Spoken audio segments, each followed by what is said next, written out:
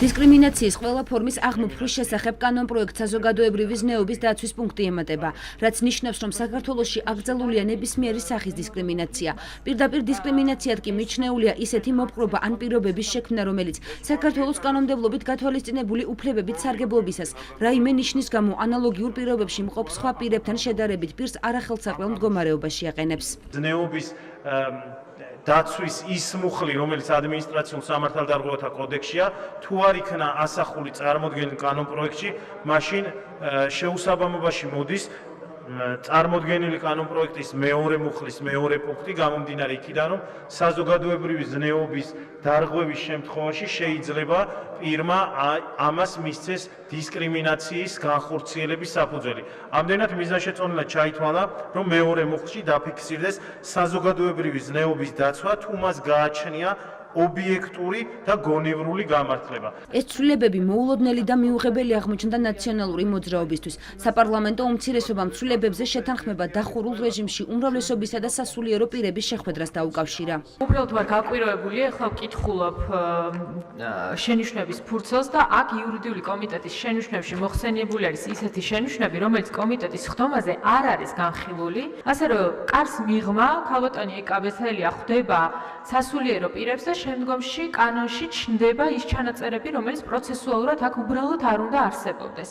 ეს არის ძალიან დიდი დარღვევა და გასაგებია, რატომაც ხდება ეს ყველაფერი. ვერც ერთი თქვენგანი და ვერც ერთი ჩვენგანი და ჩვენ არც არ გვაქვს უფლება განუსაზღვროთ ადამიანებს მორალი. ჩვენ როგორ შეიძლება ჩვენ განუსაზღვროთ მორალი და მე იმის დაცვა დავიწყოთ, ხო ხდებით?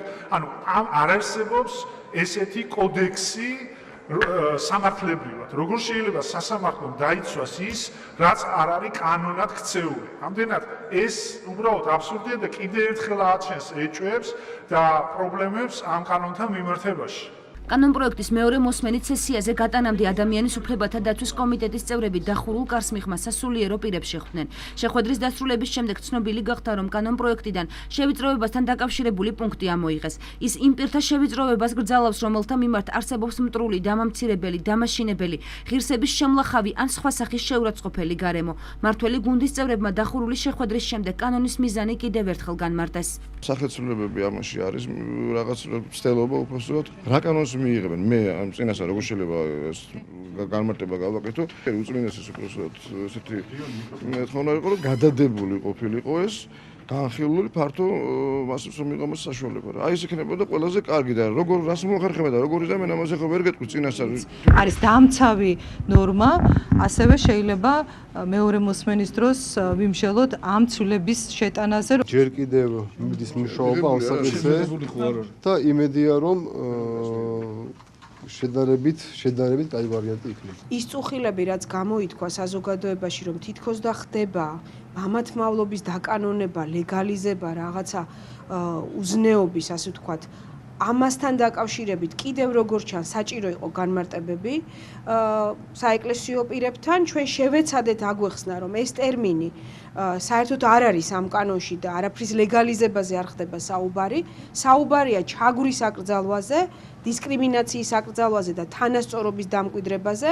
დისკრიმინაციის ყველა ფორმის აღმოფხვის შესახებ კანონის მიღების გასაპროტესტებლად სასულიერო პირები მრევლთან ერთად პარლამენტის შენობასთან დღესაც შეიკრიბნენ. მათ კანონპროექტის განხილვის შეჩერება კიდევ ერთხელ მოითხოვეს, ვინაიდან მათი შეფასებით ის ეროვნულ ფასეულობებს ეწინააღმდეგება.